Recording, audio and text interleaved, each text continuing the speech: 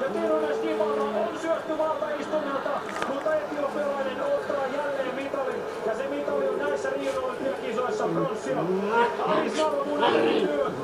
Muut korjaavat täällä hedelmän. Muut imevät nektarin. Alis Narvamun on juoksun 4. Mutta kyllä, mitä tästä jää käteen, on Alman ajajan käsittämätön solojuoksu 5000 metrin jälkeen. Lähti irti, hoiti homman, ottaa maailman olympiavoittoon.